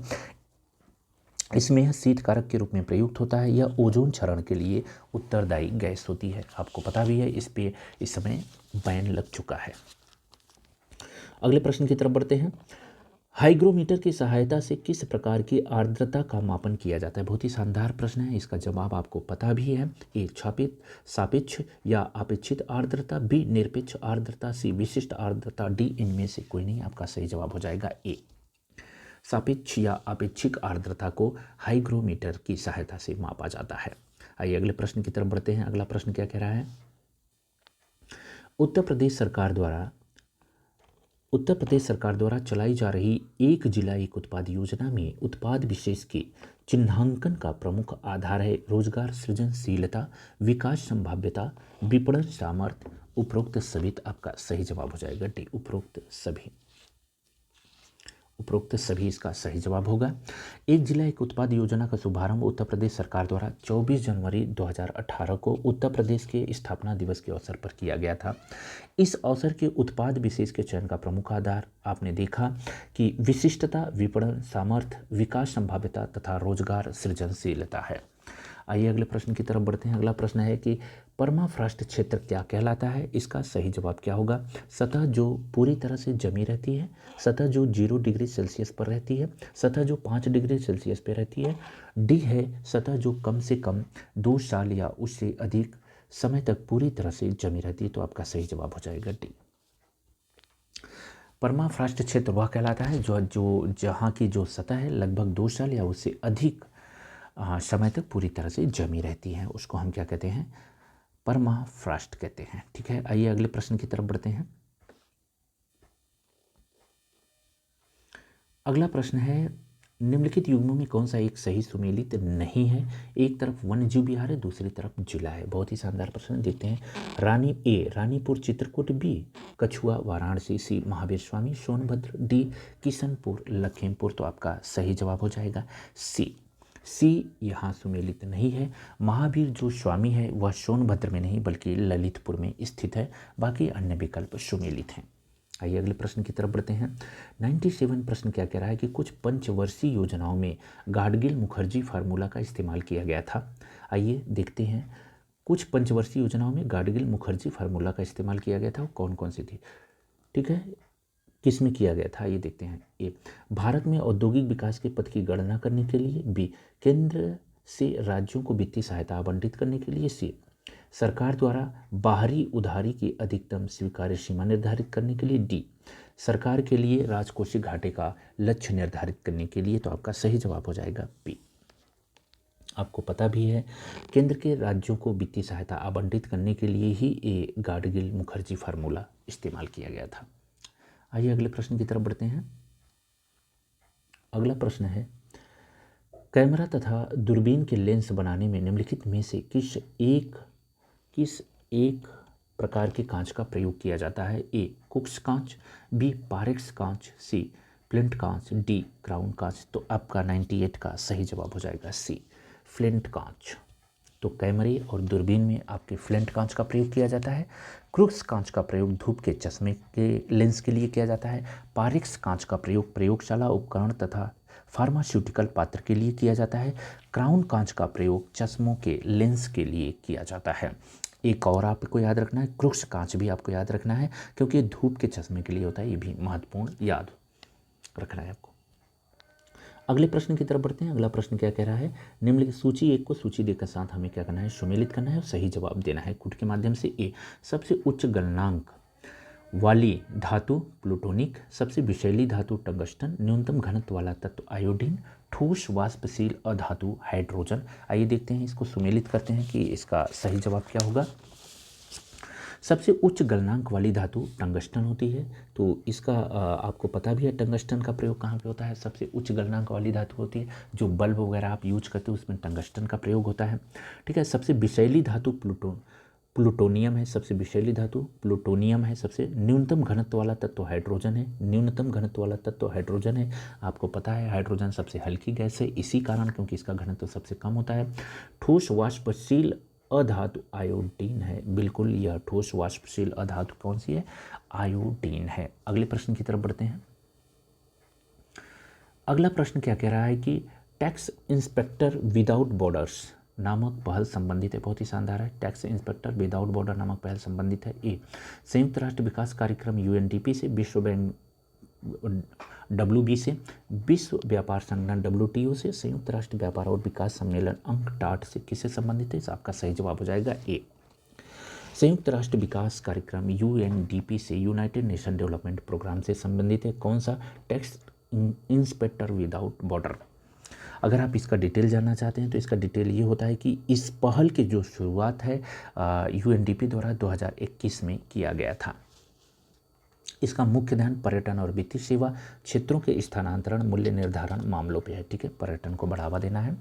आइए अगले प्रश्न की तरफ बढ़ते हैं। अगला प्रश्न है, वी शिवरामन समिति का संबंध निम्नलिखित में से किस एक की स्थापना से संबंधित है? आपको पता है, बहुत ही फेमस क्वेश्चन है, बार बार रिपीट होता है। आइए देखते हैं। ए, नाबार्ड, बी, क्षेत्रीय ग्रामीण बैंक, सी, कृषि लागत एवं मूल्य आयोग, डी, भारतीय स्टेट बैंक। तो आपका सही जवाब हो जाएगा ए, नाबार्ड। यह नाबार्ड से संबंधित है और आपको पता भी है नाबार्ड की स्थापना जुलाई 1982 में की गई थी। नाबार्ड का प्रमुख कार्य क्या होता है? यह जितनी भी ग्रामीण, एक तरह से यह राष्ट्रीय कृषि एवं ग्रामीण विकास बैंक होता है, तो ये जो ग्रामीण क्षेत्र को जो ऋण उपलब्ध कराया जाता है वो नाबार्ड के माध्यम से दिया जाता है। नाबार्ड डायरेक्ट ऋण को नहीं उपलब्ध कराता, बल्कि यह बैंकों को उपलब्ध कराता है, फिर बैंक जो है किसानों को ऋण देते हैं। तो इस बात को थोड़ा सा ध्यान में रखना, ठीक है। और यह ग्रामीण विकास के लिए शीर्ष संस्थान है नाबार्ड। आइए आगे देखते हैं। अगला प्रश्न क्या है? अगला प्रश्न है, निम्नलिखित युग्मों में कौन सा एक सही सुमेलित नहीं है? एक तरफ नगर कस्बा है, दूसरी तरफ नदी है। बिल्कुल देखना है। बिठूर, गंगा, प्रतापगढ़, सई, कौशाम्बी, यमुना, जौनपुर, राप्ती। तो आपका जो सुमेलित नहीं है वो डी, सुमेलित नहीं है। जौनपुर जो है राप्ती नदी पे स्थित नहीं है, बल्कि यह गोमती नदी के किनारे स्थित है। अगले प्रश्न की तरफ बढ़ते हैं। अगला प्रश्न कह रहा है कि निम्नलिखित जैव रासायनिक तत्वों जैसे ग्लूकोज, यूरिया, कोलेस्ट्रॉल इत्यादि की जांच की जाती है। किससे जांच की जाती है? कंप्यूटेड टोमोग्राफी से, ऑटो एनालाइजर से, इलेक्ट्रोएन्सीफेलोग्राफ से, इलेक्ट्रोकार्डियोग्राफ से। तो आपका सही जवाब हो जाएगा बी, ऑटो एनालाइजर से। ये प्रश्न को याद रखना है, बहुत ही शानदार है, ठीक है। तो जो ग्लूकोज है, यूरिया है, कोलेस्ट्रॉल है, इसकी जांच किससे की जाती है? ऑटो एनालाइजर से इसकी जांच की जाती है। आइए अगले प्रश्न की तरफ बढ़ते हैं।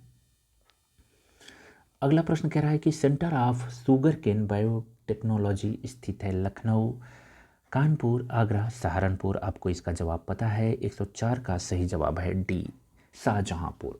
शाहजहांपुर में centre for sugar cane biotechnology Shahjahanpur में स्थित है, बाकी आप जानते भी हैं। आइए अगले प्रश्न की तरफ बढ़ते हैं। अगला प्रश्न जो है इसमें हम सीधे सीधे एक्सप्लेन नहीं करेंगे, क्योंकि ये मैथ के सवाल है, इसमें टाइम लग जाएगा। तो हम आपको सही आंसर बताते हुए आगे बढ़ेंगे, ठीक है। अगले प्रश्न का सही जवाब क्या होगा?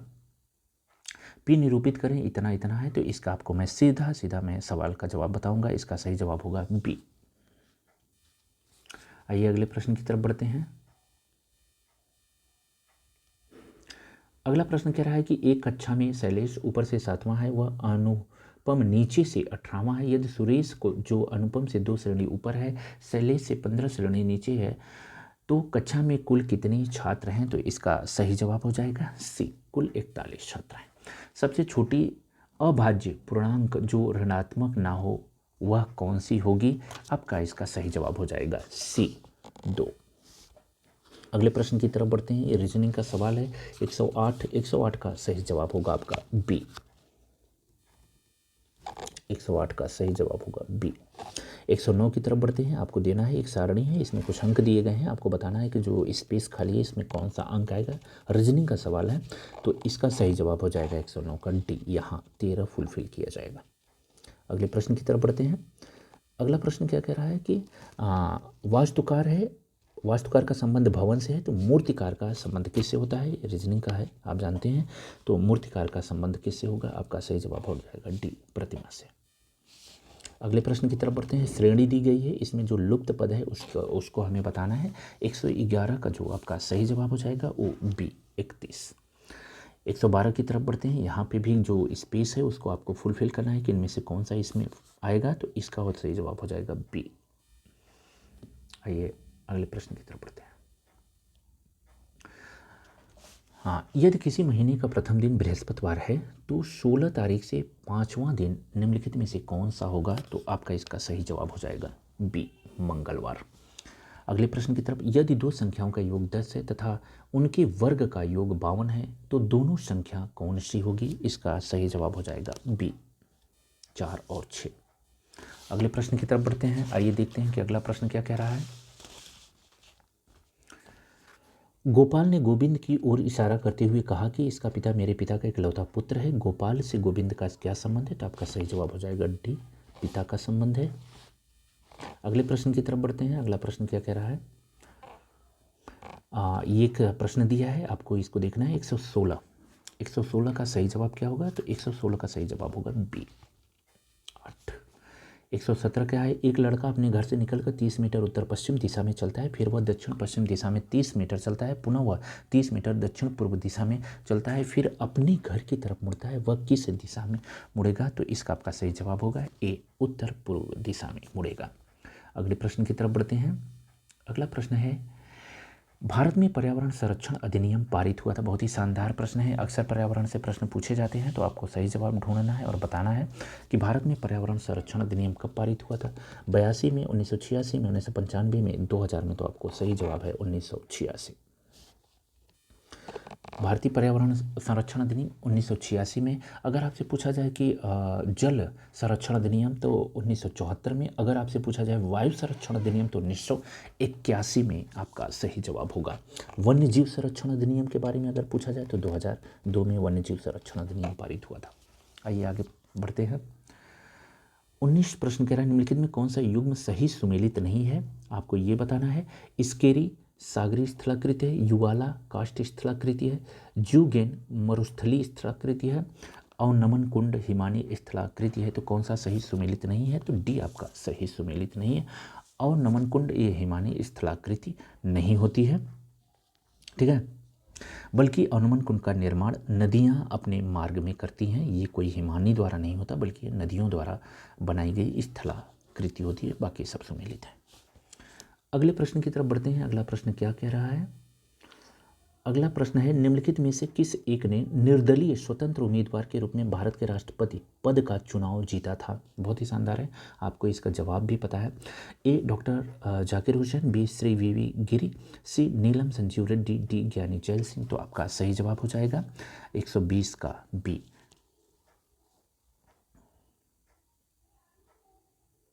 ठीक है, आपका सही जवाब हो जाएगा बी, श्री वी गिरी।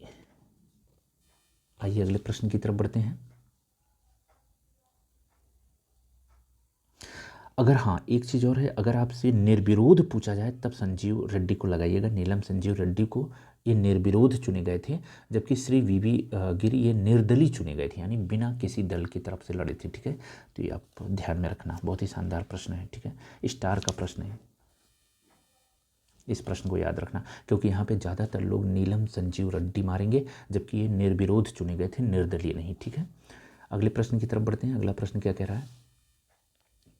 अगला प्रश्न है, अक्टूबर 2023 में चौथे विश्व संस्कृत महोत्सव 2023 का आयोजन कहाँ पर संपन्न हुआ था? थोड़ा सा करंट के प्रश्न देख लेते हैं। वाशिंगटन डीसी, पेरिस यानी France, Buenos Aires Argentina, Ottawa Canada. तो आपका सही जवाब हो जाएगा ए, वाशिंगटन डीसी यूएसए। यहाँ पे चौथे विश्व संस्कृत महोत्सव 2023 का आयोजन किया गया था। ठीक है, अगले प्रश्न की तरफ बढ़ते हैं। 122 प्रश्न कह रहा है, अक्टूबर 2023 में डीआरडीओ द्वारा निर्मित किस एंटी टैंक मिसाइल को भारतीय वायुसेना में शामिल किया गया? ये बहुत ही अच्छा प्रश्न है, स्टार का प्रश्न है, आप इस प्रश्न को याद रखना।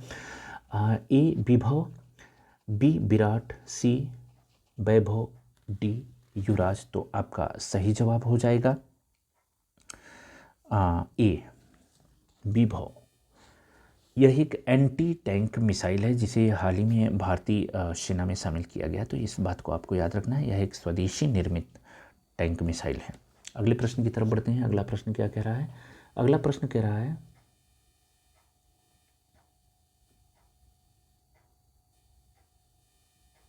सॉरी, एक मिनट रुक जाओ मेरे प्यारे दोस्तों, ठीक कर लो। सही हो गया।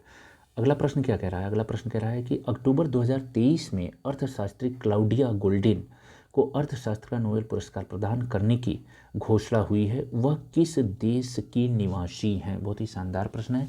तो आपको बताना है, ए फ्रांस की, बी यूएसए की, सी जापान की, डी पेरू की। तो आपका सही जवाब हो जाएगा बी, वो यूएसए की है। राइट, आइए अगले प्रश्न की तरफ बढ़ते हैं। 124 प्रश्न कह रहा है कि सितंबर 2023 में सिम्बैक्स 2023 नामक द्विवार्षिक नौ सैन्य अभ्यास भारत एवं किस देश के मध्य किया गया था? तो आपका सही जवाब हो जाएगा डी, सिंगापुर के बाद सिम्बैक्स, सी से सिंगापुर और इंडिया। ठीक है, आइए अगले प्रश्न की तरफ बढ़ते हैं। अगला प्रश्न क्या कह रहा है? अगला प्रश्न है कि सितंबर 2023 में किस देश को पराजित करके भारत ने पुरुष हॉकी 5S एशिया कप 2023 का खिताब जीता? ए भूटान, बी अफगानिस्तान, सी श्रीलंका, डी पाकिस्तान। तो आपका सही जवाब हो जाएगा डी, पाकिस्तान को हरा के पुरुष हॉकी कप एशिया भारत ने जीता था। आइए अगले प्रश्न की तरफ बढ़ते हैं। अक्टूबर 2023 में निम्नलिखित में से कौन अंतर्राष्ट्रीय क्रिकेट टीम में शामिल होने वाली प्रथम ट्रांसजेंडर खिलाड़ी बनी? बहुत ही शानदार है। ए डेनियल मैकगाहे, बी लूसी थॉमस, सी रीटा शिनाय, डी डेनी जेनर। आपका सही जवाब हो जाएगा डी, डेनी जेयर। इसका हम थोड़ा सा देख लेते हैं। सितंबर 2023 में पाकिस्तान को पराजित कौन सा, अच्छा 26, वेरी गुड, 26 का आपका सही जवाब होगा, मुझे माफ़ करना, 26 का सही जवाब होगा डेनियल मैकगाहे, डेनियल मैकगाहे इसका सही जवाब होगा। राइट, आइए अगले प्रश्न की तरफ बढ़ते हैं। अगला प्रश्न क्या है? अगला प्रश्न है, अगस्त 2023 में निम्नलिखित में से किस राज्य सरकार द्वारा पिछड़े वर्गों हेतु गुरु गोरखनाथ बोर्ड का गठन किया गया? ए मध्य प्रदेश, बी राजस्थान, सी उत्तर प्रदेश, डी बिहार। तो आपका सही जवाब हो जाएगा बी, राजस्थान। गुरु गोरखनाथ बोर्ड की स्थापना राजस्थान द्वारा किया गया है और यह जो बोर्ड है पिछड़े वर्गों से संबंधित है, इस बात को आपको थोड़ा ध्यान में रखना है। आइए अगले प्रश्न की तरफ बढ़ते हैं। अगला प्रश्न है, जुलाई 2023 में निम्नलिखित में से कौन सा भारतीय शहर विश्व शहर कल्चर फोरम का सदस्य बनने वाला पहला भारतीय शहर बन गया है? तो आइए स्टार का प्रश्न है, ये आपको याद रखना है, ये भी बहुत शानदार प्रश्न है। तो ये इसका ए हैदराबाद, बी पुणे, सी वाराणसी, डी बेंगलुरु। तो आपका सही जवाब हो जाएगा डी, बेंगलुरु। अगले प्रश्न की तरफ बढ़ते हैं। अगला प्रश्न क्या कह रहा है? अगला प्रश्न है, जून 2023 में केंद्र सरकार द्वारा निम्नलिखित में से किसकी अध्यक्षता में मणिपुर में एक शांति समिति की गठन की गई है? बहुत ही शानदार, अनुसुईया उइके, सुमन बी पटेल, अटल शर्मा, सुप्रीत राव। तो आपका सही जवाब हो जाएगा ए, अनुसुईया उइके की अध्यक्षता में मणिपुर में एक शांति समिति का गठन किया गया है। मेरे प्यारे साथियों, जैसा कि आपको पता है, अभी हाल ही में आपने एक मणिपुर की विभत्स घटना देखी थी। राइट, उस घटना के उपरांत ही इस समिति का गठन किया गया है अनुसुईया उइके की अध्यक्षता में। आइए अगले प्रश्न की तरफ बढ़ते हैं। अगला प्रश्न है, निम्नलिखित में से किस रूट पर दिसंबर 2023 तक देश की प्रथम हाइड्रोजन ट्रेन चलाने की घोषणा केंद्रीय रेल मंत्री अश्विनी वैष्णव द्वारा की गई? बहुत ही शानदार है। ए अहमदाबाद, मुंबई, बेंगलुरु, कोच्चि, कालिका, शिमला हेरिटेज सर्किट, मुंबई और गोवा। आपका सही जवाब हो जाएगा सी, कालिका और शिमला हेरिटेज के बीच में। अगर आप कभी शिमला जाना तो यहाँ कालिका से शिमला, कालिका कहाँ पे है? कालिका आपका चंडीगढ़ में है। तो कालिका से शिमला के लिए जो ट्रेन चलती है उसका सफ़र लाजवाब होता है और यहीं पे आपका कौन चलाई जाएगी ट्रेन? देश की प्रथम हाइड्रोजन ट्रेन चलने वाली है। आइए अगले प्रश्न की तरफ बढ़ते हैं। अगला प्रश्न क्या है?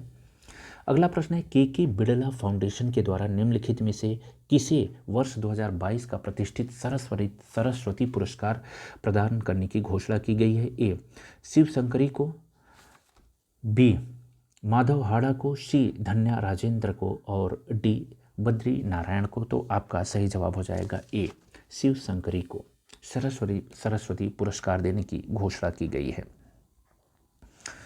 आइए अगले प्रश्न की तरफ बढ़ते हैं। अगला प्रश्न है क्या है? अगला प्रश्न है, मार्च 2023 में Stockholm international peace research institute SIPRI द्वारा जारी trends in international arms transfer 2022 report के अनुसार निम्नलिखित में से कौन सा देश वर्ष 2018 से 2022 तक विश्व का सबसे बड़ा हथियार आयातक बना है? यूएई, भारत, रूस और चीन। इसका सही जवाब हो जाएगा बी, भारत सबसे बड़ा आयातक है। अगले प्रश्न की तरफ बढ़ते हैं। अगला प्रश्न कह रहा है, जून जुलाई 2023 में एशिज सीरीज क्रिकेट प्रतियोगिता 2023 का आयोजन निम्नलिखित में से किन दो देशों के मध्य हुआ है? England Australia, England Bharat, Australia New Zealand, England New Zealand. तो आपका सही जवाब हो जाएगा ए, इंग्लैंड और ऑस्ट्रेलिया के बीच में यह सीरीज खेली गई थी। आपका सही जवाब होगा ए। ठीक है, आइए अगले प्रश्न की तरफ बढ़ते हैं। अगला प्रश्न है 134। अगस्त 2023 में प्रसिद्ध सामाजिक कार्यकर्ता डॉक्टर बिंदेश्वर पाठक का निधन हो गया। उनके द्वारा किस एक संस्था की स्थापना की गई थी? A Sulabh international, B Sujal green, D Narmada Bachao और डी बचपन। आप जानते हैं कि जो डॉक्टर बिंदेश्वरी पाठक हैं बहुत ही फेमस हैं, ये सुलभ इंटरनेशनल के लिए जाने जाते हैं। जब आप सुलभ शौचालय देखते हैं उसके संस्थापक यही हैं, तो इसका आपका सही जवाब हो जाएगा ए। अगले प्रश्न की तरफ बढ़ते हैं। अगला प्रश्न क्या कह रहा है? सितंबर 2023 में निम्नलिखित भारतीय स्मारकों में से किस एक को यूनेस्को द्वारा विश्व धरोहर सूची में शामिल करने का निर्णय लिया गया है? ए साबरमती आश्रम, बी आनंद भवन, सी यरवदा भवन, डी शांति निकेतन। तो आपका सही जवाब हो जाएगा डी शांति निकेतन। आइए अगले प्रश्न की तरफ बढ़ते हैं। अगला प्रश्न है सितंबर 2023 में निम्नलिखित देशों में से कौन सा एक अंतर्राष्ट्रीय स्तर पर international organisation for legal metrology प्रमाण पत्र जारी करने वाला विश्व का 13वां देश बन गया है? तो इसका आपका सही जवाब हो जाएगा कनाडा, ऑस्ट्रेलिया, न्यूजीलैंड, भारत। तो इसका आपका सही जवाब होगा भारत। आइए अगले प्रश्न की तरफ बढ़ते हैं। अगला प्रश्न है जून 2023 में द इकोनॉमिस्ट इंटेलिजेंस यूनिट द्वारा जारी ग्लोबल लिवेबिलिटी सूचकांक 2023 में विश्व के रहने योग्य शहरों की सूची में निम्नलिखित में से किस एक को प्रथम स्थान प्राप्त हुआ? कोपेनहेगन, जिनेवा, वैंकूवर और वियना। तो आपका सही जवाब हो जाएगा डी वियना। वियना को जो है प्रथम स्थान प्राप्त हुआ है। आइए अगले प्रश्न की तरफ बढ़ते हैं। अगला प्रश्न है 138। जून 2023 में जारी migration and development brief report के अनुसार वैश्विक स्तर पर धन प्रेषण के मामले में भारत शीर्ष पर है। यह रिपोर्ट जारी की जाती है विश्व आर्थिक मंच द्वारा, IMF द्वारा, विश्व बैंक द्वारा, अंकटाड द्वारा। तो आपका सही जवाब हो जाएगा सी, विश्व बैंक द्वारा यह रिपोर्ट जारी की जाती है। Migration and development brief report विश्व बैंक जारी करता है। इसमें भारत किस स्थान पे? प्रथम स्थान पर है। उसके बाद अगर हम अन्य देशों के स्थान की बात करते हैं तो मैक्सिको, चीन, फिलीपींस एवं पाकिस्तान आते हैं। आइए अगले प्रश्न की तरफ बढ़ते हैं। अगला प्रश्न क्या कह रहा है? मई 2023 में क्वाड लीडर्स समिट 2023 का आयोजन कहाँ संपन्न हुआ? हिरोशिमा जापान, न्यूयॉर्क USA, नई दिल्ली भारत, कैनबरा ऑस्ट्रेलिया। बहुत ही शानदार है, अच्छा प्रश्न है, इसको थोड़ा सा ध्यान में रखना, स्टार का प्रश्न है। तो आइए देखते हैं इसका आपका सही जवाब क्या होगा। इसका सही जवाब होगा ए, हिरोशिमा जापान में अभी क्वाड की बैठक हुई थी। आप हमारे देश के प्रधानमंत्री गए थे वहाँ पे। 140 और इस सीरीज का यह अंतिम प्रश्न है। आइए देखते हैं। अप्रैल 2023 प्रतिष्ठित टाइम पत्रिका द्वारा जारी विश्व के 100 सबसे प्रभावशाली व्यक्तियों की सूची में निम्नलिखित में से किन दो भारतीयों को शामिल किया गया है? अरविंद केजरीवाल और राजेंद्र कुमार, रतन टाटा और अरविंद केजरीवाल, शाहरुख खान और MS राजमौली, दीपिका पादुकोण और विराट कोहली। तो आपका सही जवाब हो जाएगा सी, शाहरुख खान और MS राजमौली को शामिल किया गया है। आपको पता है टाइम्स पत्रिका हमेशा हर साल 100 प्रभावशाली व्यक्तियों की सूची जारी करती है। इस साल की जो दो भारतीय हैं, शाहरुख खान और SM राजमौली, इसमें शामिल हैं। मेरे प्यारे साथियों, मेरे दोस्तों, जैसा कि आप जानते हो हम एक RO के लिए महत्वपूर्ण सीरीज चल रही है। मेरे प्यारे साथियों, इसमें मैं IAS, दृष्टि IAS, ध्येय IAS, GS वर्ड IAS के साथ अन्य जितनी भी संस्थान है उसके महत्वपूर्ण सीरीज को हम GS और हिंदी को डिस्कस कर रहे हैं। अगर आप चैनल पे नए हैं तो प्लीज़ सब्सक्राइब करें ताकि आप तक जो नोटिफिकेशन है वो पहले पहुंचे। राइट, मिलते हैं हम अगले डिस्कशन के साथ। तब तक के लिए आप सभी को मेरा नमस्कार, धन्यवाद।